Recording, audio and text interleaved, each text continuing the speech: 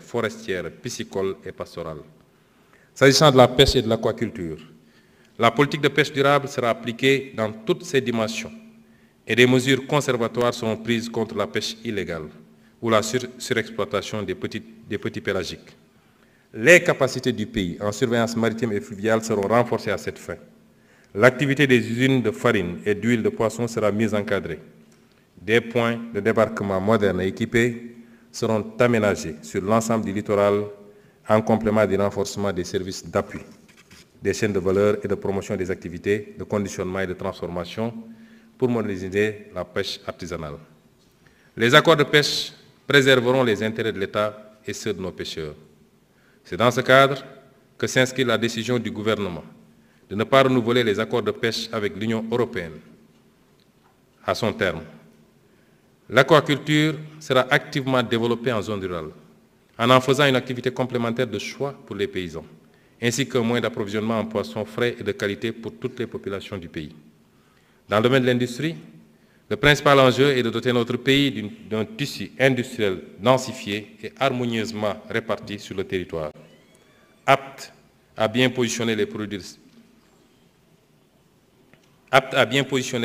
et services made in Sénégal dans l'ensemble continental africain. L'industrialisation est un processus long et difficile, mais nous y parviendrons avec méthode, par le biais des filières agro-industrielles, des industries extractives, des industries manufacturières, ciblant les produits textiles, d'habillement et du cuir, ou le montage local de produits industriels de consommation courante, des matériaux de construction et des industries de services à haute valeur ajoutée. Pour chacune de ces filières, nous mettrons en place une stratégie dédiée en l'accompagnant d'incitations financières et fiscales en donnant la priorité aux activités créatrices de nombreux emplois.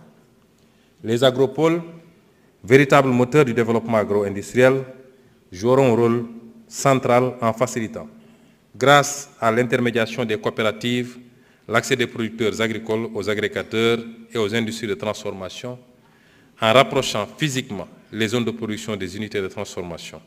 Ils permettront de réduire les pertes post-récolte, d'améliorer la visibilité sur les stocks et d'optimiser la gestion des volumes de production. Ces infrastructures intégrées deviendront également des vecteurs d'innovation technologique. Des plateformes d'accélération industrielle et les domaines industriels seront érigés dans les différents pôles territoriaux en mettant en valeur les potentialités en ressources. Après avoir entamé la production de pétrole, notre pays va entrer en plein air de production du gaz à partir de 2025. Notre ambition est de maximiser l'impact local des hydrocarbures et d'en faire une locomotive de la diversification économique. Le Fonds de stabilisation et le Fonds intergénérationnel feront l'objet d'une gestion rigoureuse. Nous veillerons concomitamment à prévenir et à réduire les impacts potentiellement négatifs de ce secteur sur l'environnement et sur le développement des autres secteurs de l'économie, notamment la pêche. Nous procéderons à la structuration d'une filière pétrochimique pour répondre à la demande nationale et sous-régionale en produits dérivés du pétrole et du gaz. Le développement des capacités du secteur aval des hydrocarbures démultipliera les impacts des hydrocarbures sur le reste de l'économie. Nous mettrons également en œuvre pour la réalisation rapide du projet de construction et de gestion de réseaux gazotiques, Gaz to Power, afin de garantir l'approvisionnement de nos entreprises en énergie et à un prix très compétitif, de l'ordre de 60 francs CFA contre 110 francs CFA actuellement. Nous y associerons la restructuration de Sénélec dans le cadre de la réforme du secteur de l'énergie. Nous encouragerons également la création d'une industrie locale forte de transformation de nos importantes ressources minérales, argile, basalte, calcaire, fer, etc., en matériaux de construction, et la construction d'un hub métallurgique régional au Sénégal et d'un hub minier à l'est de notre pays. Un écosystème du savoir et de la formation au métier des mines et de la géologie sera mis en place à cet effet. Le secteur des métaux ou minéraux précieux, en particulier l'or et le zircon, fera l'objet d'une attention particulière en renforçant le contenu local de leur exploitation, à travers notamment un quota minimal d'approvisionnement du secteur artisanal et industriel local de l'or ou de transformation locale du zircon et en limitant leur effet sur l'environnement naturel et sur les terres agricoles cultivables. Nous engagerons sans faiblesse aucune l'évaluation des contrats et pratiques en place dans les secteurs des hydrocarbures et des mines, afin de corriger ce qui doit l'être sans tarder, en ayant comme seul souci que l'intérêt suprême du peuple sénégalais. De la même manière, nous nous attellerons à la revue et à la mise à jour de la politique et de la réglementation dans ces deux secteurs. S'agissant du commerce, le gouvernement appuiera l'édification de grands complexes commerciaux modernes dans les pôles au même titre que la modernisation et l'extension des marchés de proximité dans les communes. Le dialogue sera renforcé entre le gouvernement et les associations de commerçants pour faciliter l'accès de ces derniers aux informations à la fois sur les marchés étrangers et sur les produits disponibles auprès des industriels locaux. Le secteur informel sera encouragé à utiliser l'outil digital grâce à un package d'avantages portant entre autres sur la facilitation de l'accès au financement public et la simplification des procédures administratives. Dans un autre registre, le gouvernement s'activera à faire émerger des services à forte valeur ajoutée comme le tourisme et les services, les industries culturelles et créatives et les services numériques. Concernant le tourisme, les priorités consistent à améliorer l'accessibilité de la destination Sénégal en faisant de l'aéroport international Blaise Diagne un véritable hub aéroportuaire africain et la diversification de notre offre touristique. S'agissant des industries culturelles et créatives, nous accompagnerons les travailleurs de ces filières dans la production et dans la distribution nationale et mondiale de leurs produits, contribuant ainsi au rayonnement international de la culture sénégalaise.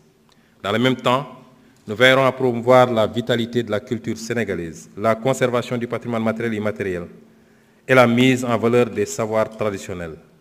Des espaces culturels seront érigés dans les régions, les départements et les communes, et ils constitueront des lieux d'expression adaptés aux attentes des jeunes et des communautés.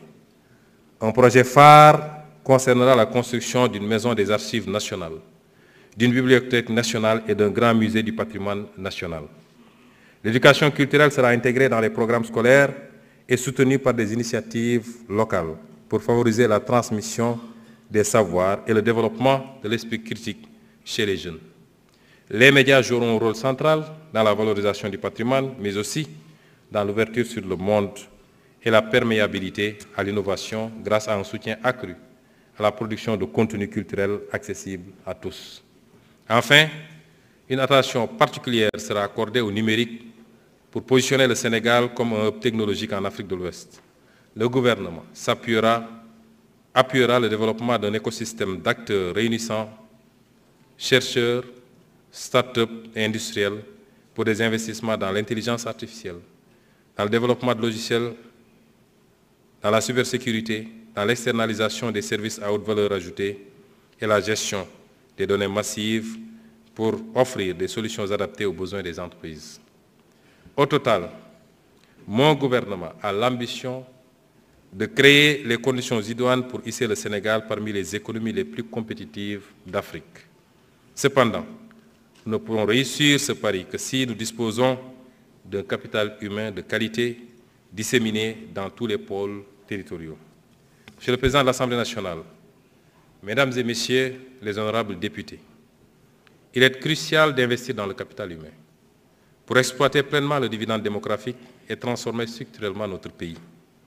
Il nous faut garantir une éducation et une formation solide qui permettent à nos jeunes de développer, à notre jeunesse de développer son employabilité et de tenir toute sa place dans la construction du développement national.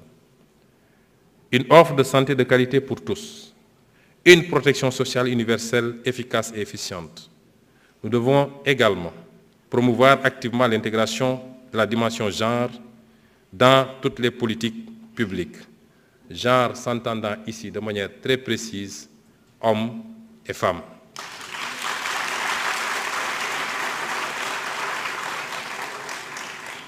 Pour assurer un accès équitable à tous les citoyens, hommes et femmes, à toutes les opportunités économiques et à tous les emplois disponibles.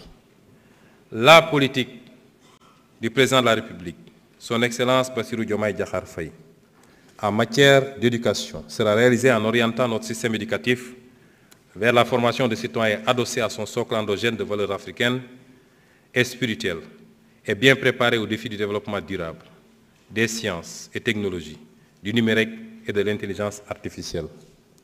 Le système éducatif que nous allons bâtir offrira à tout Sénégalais, quelle que soit sa situation sociale, les compétences générales et spécifiques lui permettant d'apporter sa contribution au développement de son pays.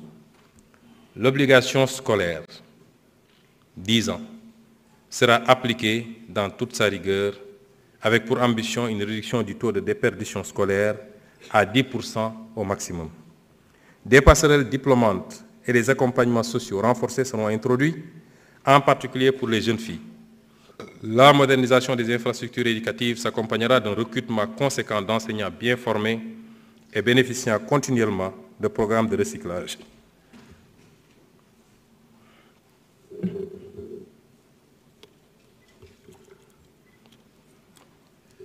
Je vois beaucoup de députés boire alors que c'est moi qui parle.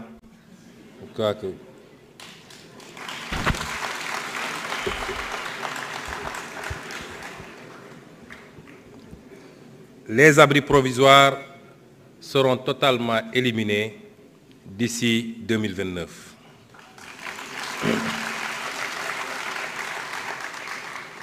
Les technologies émergentes comme l'intelligence artificielle seront introduites dans les curricula et davantage d'élèves seront orientés vers les filières sciences, technologies, ingénierie et mathématiques. Le multilinguisme sera promu, d'une part grâce à la généralisation de l'enseignement de l'anglais à l'élémentaire et d'autre part par l'utilisation des langues nationales dans le système éducatif et de formation pour que tous nos enfants sachent lire et écrire dans au moins une langue nationale. Les daara seront entièrement intégrés dans le système éducatif et mis à niveau pour ce qui concerne leurs infrastructures, les équipements et référentiels.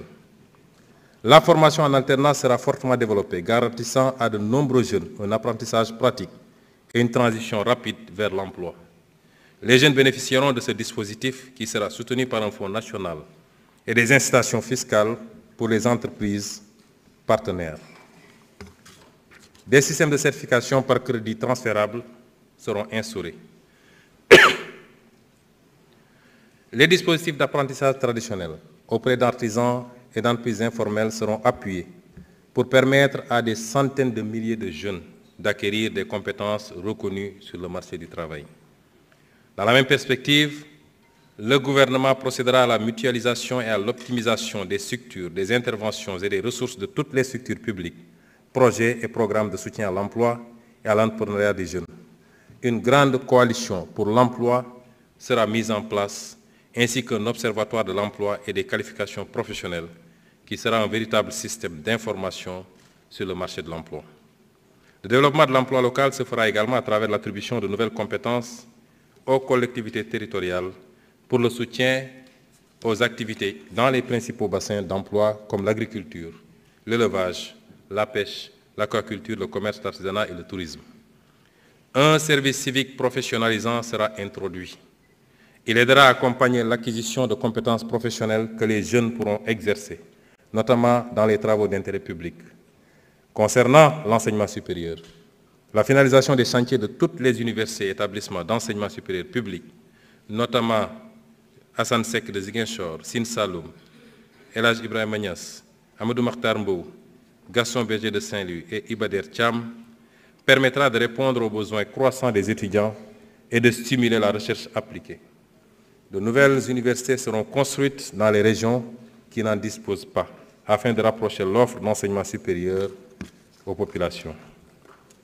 Un rééquilibrage sera effectué pour orienter un plus grand nombre de bacheliers vers les filières scientifiques et techniques. Les filières de formation professionnelle supérieure seront développées dans tous les départements du pays qui bénéficieront tous d'un institut supérieur d'enseignement professionnel